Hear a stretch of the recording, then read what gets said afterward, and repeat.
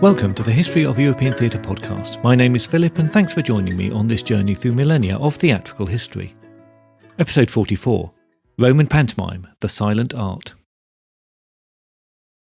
Last time, I introduced the art of Roman mime, the short comic plays that grew out of local rustic farce in a long tradition that spanned the empire and beyond, still to be recognised as a form in the Byzantine Empire.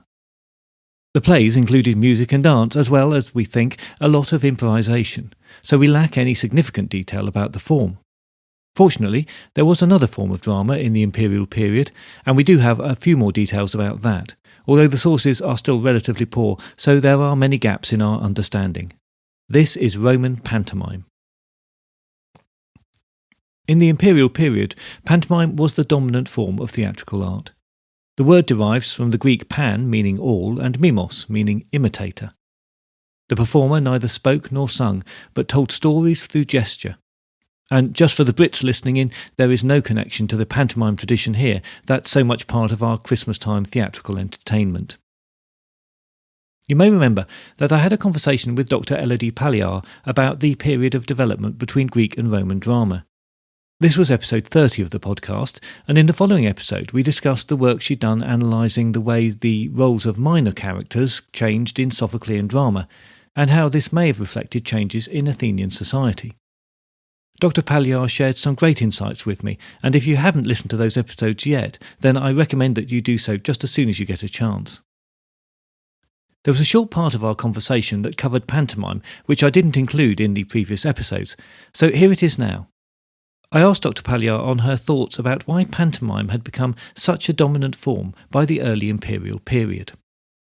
Pantomime is very interesting. So it really takes off, if you want. Not to say that it was really invented at the beginning of the Imperial period, but it gets really it becomes a hugely successful genre, if you want, during the first centuries of the Imperial period, for reasons that are a bit different from what we saw about tragedy or comedy. So pantomime is a very visual kind of spectacle. So words spoken or sung are much less important in pantomime than they are in comedies and tragedies.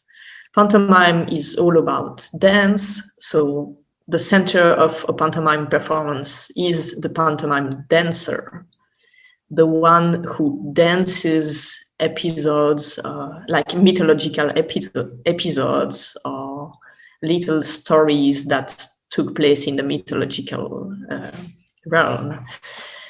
And the performer not only danced those stories, if you want, but he, and in some cases she, very rarely, but let's say he mimed the stories with gestures, with body positions.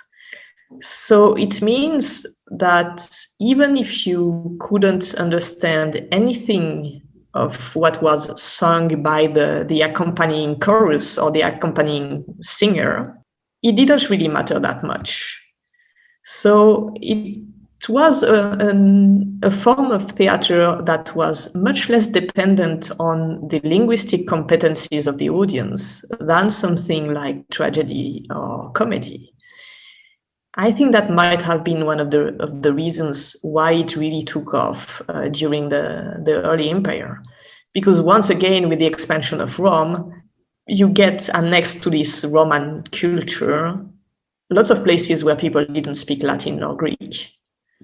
So having the advantage of a theatrical art form that was less dependent on the linguistic component of the performance was quite practical, was quite convenient. So as I said, just to describe perhaps the kind of spectacle, it was a bit better. So you have the pantomime dancer who mimes and dances a mythological story most of the time. He is using different masks, up to 5 for each performance, for each story he will dance, so that the performer changed mask during the performance. That's something that didn't happen for tragedies and comedies, so that's something new as well. The mask didn't have this big open mouth as we know of comedy masks, for example. The pantomime dancer didn't actually say or sing anything during his performance, so the mask had a closed mouth, no opening in the mask. The costumes of the pantomime dancer was also very, very important. It was, again, a very good quality costume, something that was visually stunning, something made of silk, for example. And the pantomime dancer played with his costumes, with accessories such as, for example, a scarf. So he used his costume as a prop, if you want, to for his performance. So that's the part that is really at the heart of the pantomime performance. But then there was still a linguistic component, if you want, because it was accompanied by a chorus or by a solo singer who would sing, sometimes speak perhaps, from a libretto, if you want. So there was still a written, or at least a composed, or linguistically composed to this, attached to this performance, but it was not at the heart of the spectacle. It was much less important than for tragedies and comedies. And of course, there was music. I didn't think about saying it, but it goes without saying all those theatrical performances, pantomime or comedies or tragedies, music is a very, very important component of that. A Greek theater play in the classical period is a musical event, if you want, much more than it doesn't really look like when we are going to attend a theater play today. I mean, it's much more musical. So in pantomime too, there was this aspect of music was probably very, very important. And the fact that the performance was really centered onto those visual components, onto this dance, these gestures, the miming of the emotions as well. It means that, unfortunately, we haven't kept any of those, none of those libretti are really extant. We don't have the texts that were sung or spoken to go with the pantomime dancer performance, because it was not at the heart of the emphasis was not on the literary text anymore.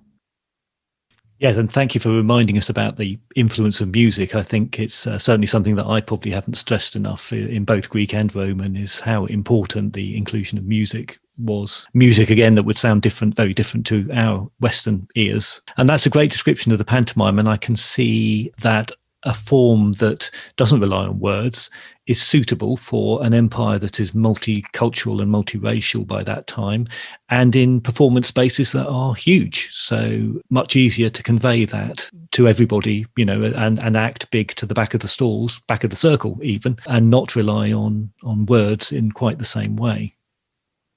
Yeah, absolutely. And the pantomime dancers were people that you could compare to really international stars today. They had a huge success with their audiences, and emperors actually kind of tried to channel those emotions of the audience into political advantages, because you could always use those pantomime dancers as, to show yourself being a friend of the Roman people, if you want, because you would give them those huge performances that they really liked.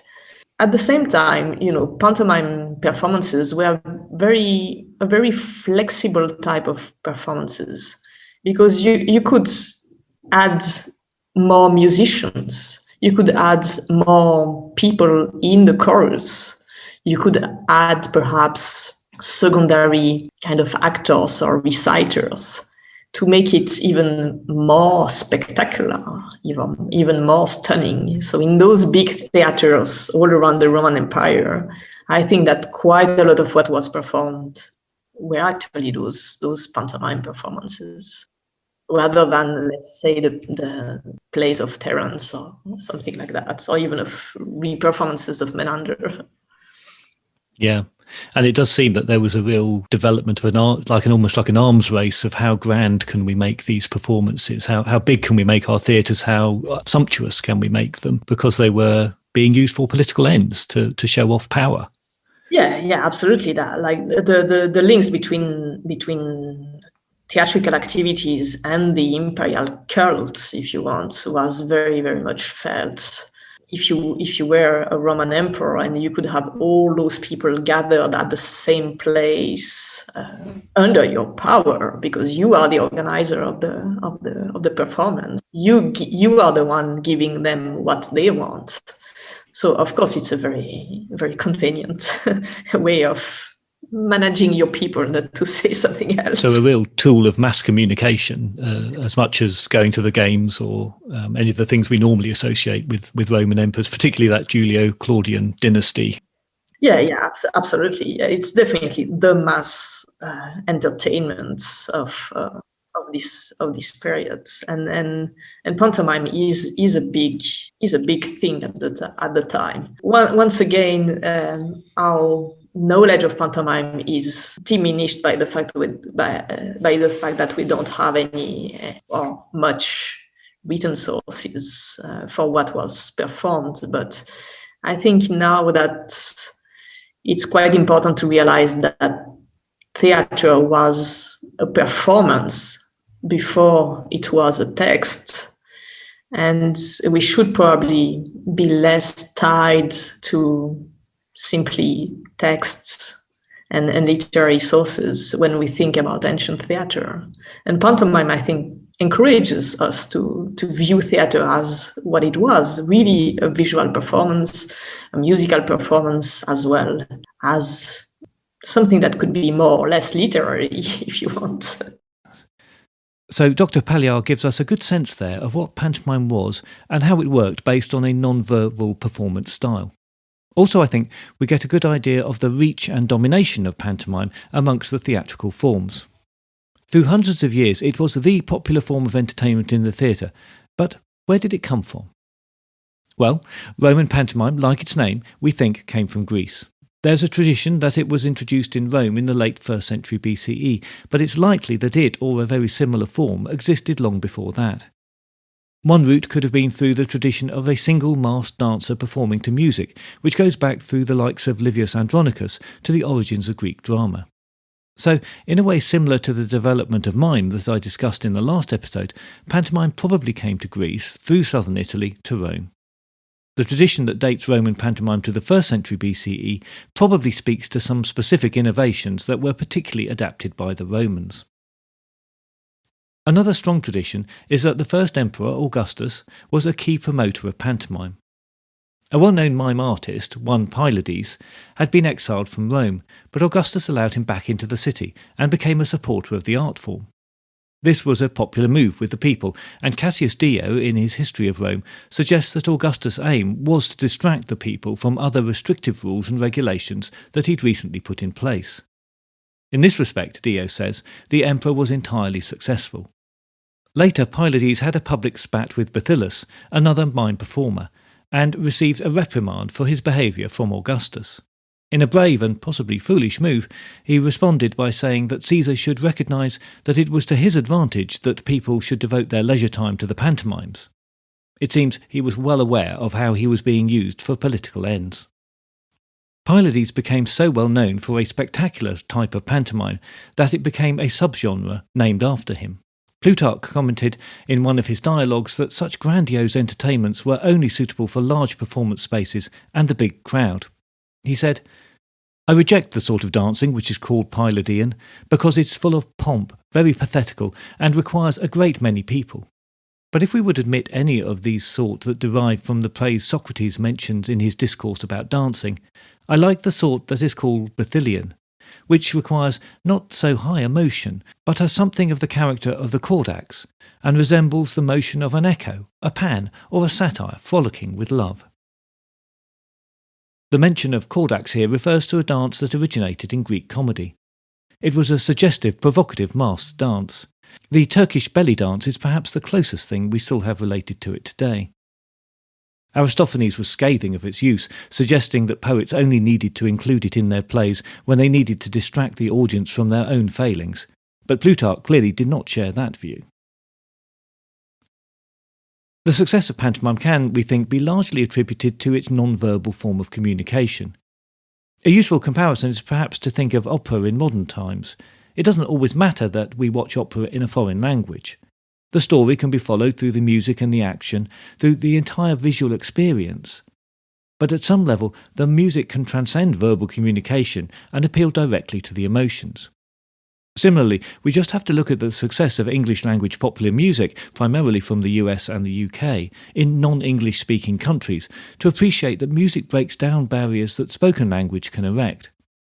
The Roman Empire was multicultural and multilingual, but the performer of pantomime could travel and practice their art across the extensive Roman lands without encountering issues of non-communication with an audience, or at least greatly reducing them.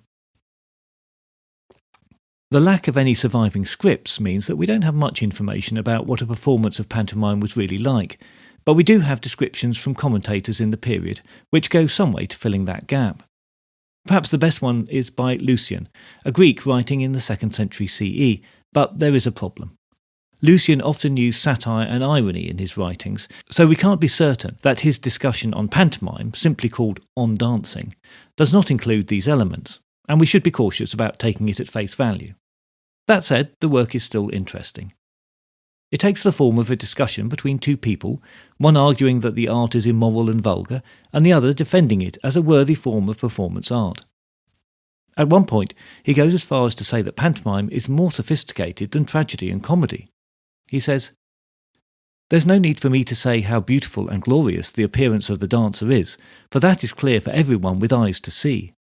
His mask is as beautiful as possible and always appropriate for the drama being performed. It's not gaping open like the masks of comedy and tragedy, but has its mouth closed.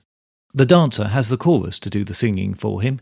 In past times, the dancer sang and danced, but since the breath required for dancing interfered with the song, it was deemed better for the chorus to sing in the accompaniment to the dance.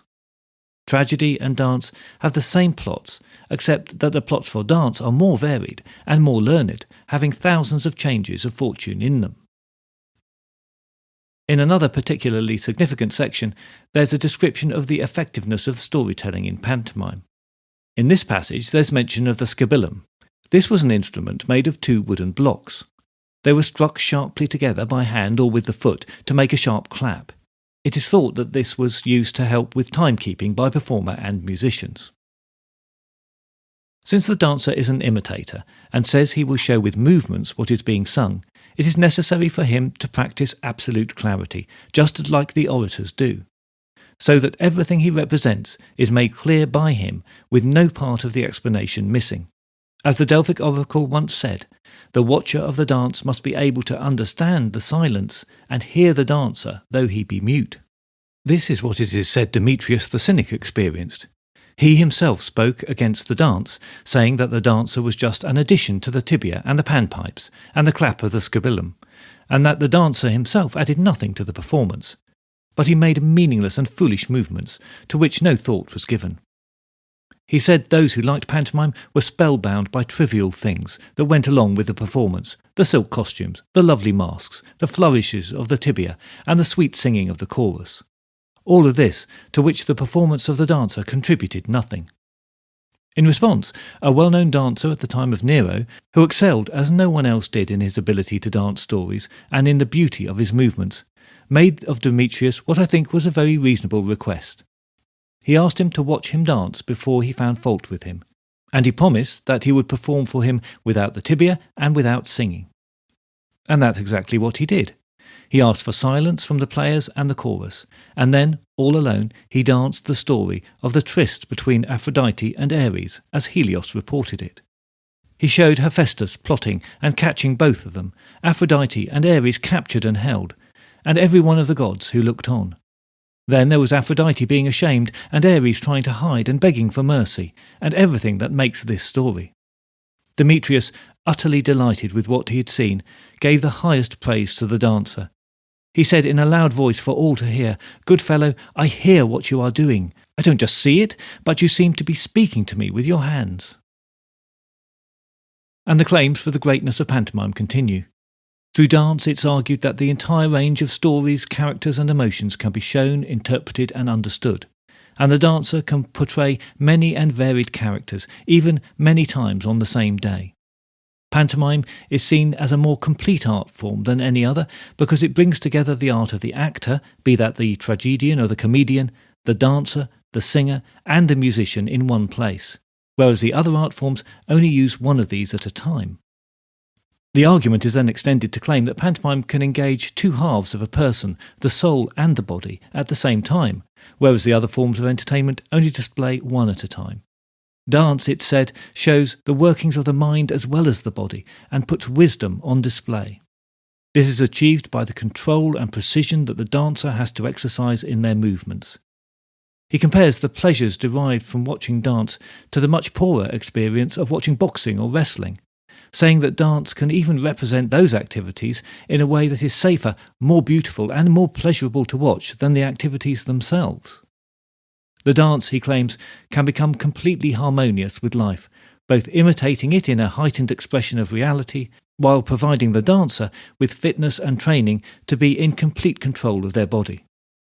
But he admits that it can go too far, and tells of how exaggeration in gesture and meaning can ruin not only a performance, but the career of a dancer. Big, he says, does not mean enormous. Delicate does not mean overtly feminine. Masculinity does not mean bestial savagery. He recalls the story of a well-regarded dancer who misjudged a performance of the role of Ajax. While dancing the scene where Ajax is driven to madness, he fell into the trap of too much exaggeration. He went so well beyond all the bounds that someone might have thought that he were not feigning madness at all, but was himself insane. He tore at the costume of one of the men who was beating time with the scabileum. Then he grabbed the tibia from one of the players, struck the actor who was playing as Odysseus, who was standing nearby boasting of his victory, and cracked his head open. If it hadn't been for his helmet, which took the brunt of the blow, poor Odysseus would have perished. He criticises those in the audience who reacted to the display, calling them unsophisticated, whereas those who realised how poor this performance was were ashamed. He continues, "Some marvelled at this, some laughed, and some suspected that from excessive imitation the dancer had been carried off into true madness. And indeed, they say that he himself, after he regained his senses, regretted what he had done and become ill from grief, and so he was pronounced truly insane. In fact, when his fans begged him to dance Ajax for them again, he begged to be let off and said to the audience, 'It is enough for an actor to have gone mad once.' What most distressed him was that his competitor and rival, when he took on the part of Ajax, presented the madness with such refinement and moderation that he won praise as one who remained within the limits of the dance and did not insult the art of acting." This gives the impression of pantomime as a sophisticated performance art that required an understanding of its methods and intentions, perhaps similar to the full appreciation of the art of ballet and opera today. But it was a mass entertainment that was hugely popular. Though it did have its detractors. Seneca couldn't understand the popular obsession with pantomime, and Juvenal claimed with disdain that women became so enthralled with pantomime performers to the extent that they couldn't control themselves during performances. Such visceral reactions may seem strange to us now, perhaps only the reactions of teenagers to the latest pop idols are comparable in our time, but there are constant reports throughout the Imperial period of pantomime having significant effects. Tacitus records that rioters in 15 CE during the reign of Tiberius were due to rivalries between different groups of supporters of different performers. The senatorial debate on the subject mentions deaths in the rioting that bubbled on for a year or more.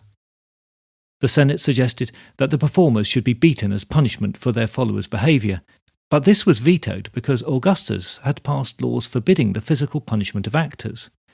Instead, curbs were placed on the taxes that were used to pay actors, and their performances were officially confined to the theatre. This curtailed visits to the homes of senators and equestrians, who were also forbidden to consort with pantomime artists in public. It seems likely that these rules were quite ineffective. Tiberius later had to exile all pantomime performers from Rome, and the expulsion wasn't reversed until Caligula took power in 37 CE. Caligula was said to perform in pantomime dances himself, calling on chosen senators to see his performances in the middle of the night. Given his reputation for erratic behaviour and a willingness to punish, even execute, anyone who displeased him, his performances were no doubt a frightening experience for the selected audience, and I'm sure received with thunderous applause. Caligula's obsession with pantomime extended to a closeness with the performers, who already had a reputation for low morals.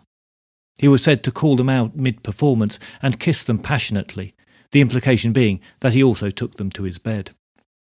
Anyone in court disturbing a performance of his favourite performer, Monesta, was dragged from their seat and personally whipped by the emperor.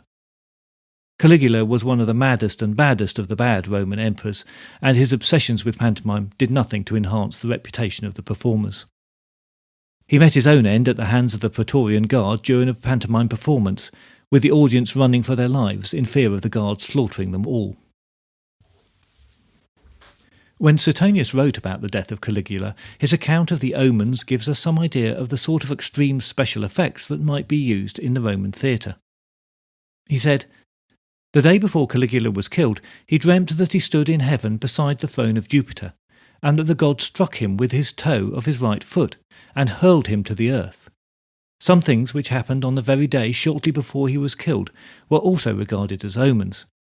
As he was sacrificing, he was sprinkled with the blood of a flamingo, and the pantomimic actor Monesta danced a tragedy, which the tragedian Neoptolemus had acted years before, during the games at which Philip, king of the Macedonians, was assassinated. In a farce called Larolus, in which the chief actor falls as he's making his escape and vomits blood, several understudies so vied with one another in giving evidence of their proficiency that the stage swam with blood. A nocturnal performance besides was rehearsing, in which scenes from the lower world were represented by Egyptians and Ethiopians. Juvenal was very concerned about the impact that performances might have had on the morals of the populace, suggesting, as I've already mentioned, that women could lose all control when they watched a good mime. In his Sixth Satire, he says, "Can you find any woman that's worthy of you through the doors of a theatre? Does any seat there contain a woman you could take from there and love with confidence? When lithe Bathylius dances the pantomime leader, Tucia wets herself, Apula cries out as if she was making love, and innocent Thymele watches carefully and learns a thing or two." Stories of naked performers, suggestive movements and dancing, and even the performance of sex acts on stage continue to pop up during the Imperial period.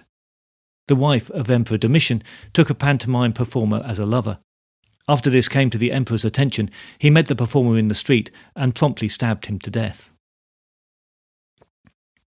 But for all its dangerous associations, and who knows, perhaps because of them, there was a large section of society who loved the theatre and the actors.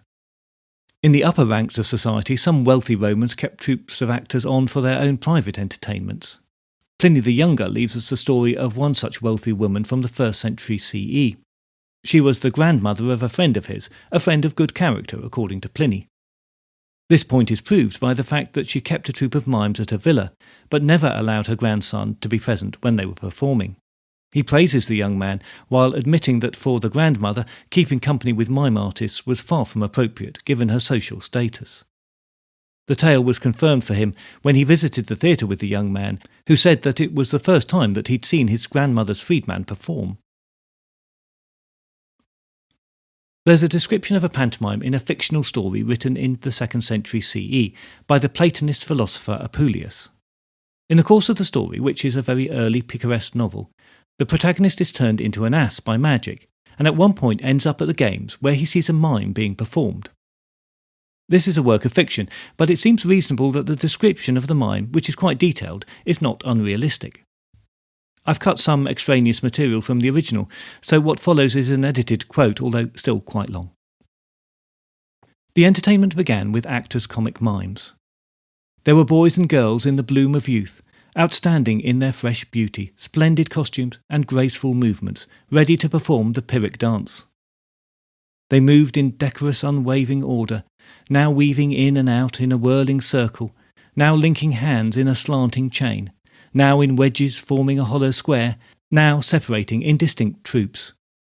When the trumpet's final note unwove their knotted complexities of their intricate motion, the curtain was raised, the screens folded back, and the stage was set. There stood a mountain of wood, built with noble skill to resemble the illustrious Mount Ida that Homer sung of. It was planted out with living trees and bushes, and from its summit a stream of water flowed from a fountain made by the designer's own hand.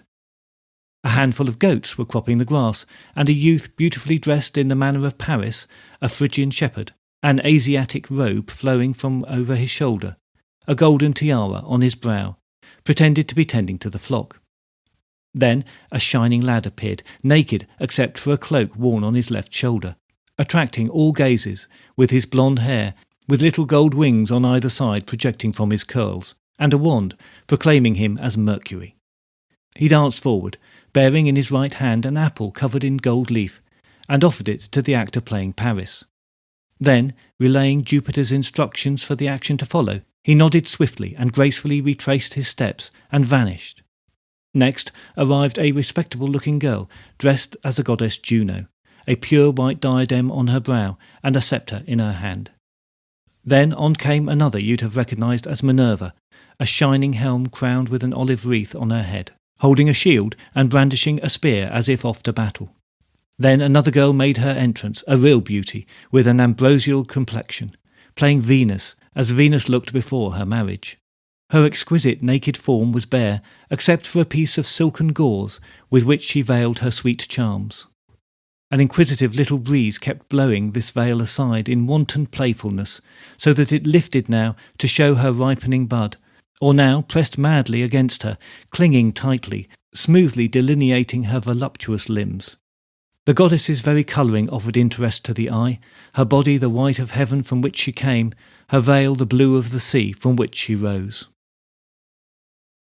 Each of the girls who played a goddess were accompanied by attendants, Juno by two lads from the acting troupe, depicting Castor on Pollux, heads capped with helmets shaped like the halves of the egg that they came from, topped by stars to signify the twins, their constellation. To the sound of an Ionian flute piping melodies, the goddess advanced with calm, unpretentious steps, and with graceful gestures promised Paris rule over all Asia if he granted her the prize for beauty. The girl, whose weapons denoted Minerva, was guarded by two boys, depicting terror and fear, armour-bearers to the war goddess, leaping forward with drawn swords. Behind them, a piper played a battle tune in the Dorian mode, a deep droning intermingled with shrill screeches, stirring them to energetic dance. Minerva tossed her head, glared threateningly, and informed Paris in swift and abrupt gestures that should he grant her victory in this beauty contest, then, with her assistance, he would be rewarded for his bravery in the triumphs of war. Then came Venus, to the audience's loud applause, taking her place gracefully at centre stage, sweetly smiling and ringed by a happy host of little boys, so chubby and milky white that they could have thought them real cupids flown down from heaven, or in form of the sea. With little wings and archery sets and all the rest, they truly fitted the part, lighting their mistress's way with glowing torches, as if they were off to a wedding feast. Next, a crowd of beautiful girls streamed in, the most graceful of graces, the loveliest of hours, scattering garlands and loose flowers in tribute for their goddess, paying honour to the queen of all pleasure with the blossoms of spring. Now flutes of many notes played Lydian airs in sweet harmony, and as their soft melodies charmed the hearts of the audience, Venus began a gentle dance, with slow, hesitant steps, and sinuously swaying body and head, advancing with delicate movements to the sweet sound of the flutes. Letting fly passionate or sharp and menacing gestures, she often seemed to be dancing by means of her eyelids alone. As soon as she reached the judge Paris, she promised with transparent gestures that if he preferred her above the two other goddesses, she would grant him a bride of marvellous beauty, in the very image of herself. At this the Phrygian youth gladly handed her the golden apple, in token of yielding her the victory. Mime and pantomime were mass popular entertainment, but also appreciated as a diverse and sophisticated art form. They could be satiric and crude, even pornographic if later reports are to be believed, and the cause of riots by devoted fans, but also appreciated for their purity and artistry. That, I think, is a microcosm of Roman society, which was advanced, cultured and sophisticated in so many ways, but also brutal and cruel, and prepared to condone violence and social disparities that are barely imaginable now. Next time, I'm going to sum up as best as I can and conclude my review of the history of the theatre in the Roman period. We've moved through several centuries and several forms of theatre, looked at the changing face of the places where theatre was presented, discussed the major playwrights and reviewed some of their plays. So there'll be a lot to cover and try to bring some conclusions to. My thanks again to Dr. Pagliar for her contribution to this and the 2 earlier episodes. If you'd like to connect with her, I've put her Twitter handle in the show notes. I look forward to your company next time. Don't forget that all episodes are posted to the YouTube channel if that's an easier place for you to listen from, and you should be able to find us on all good podcast apps.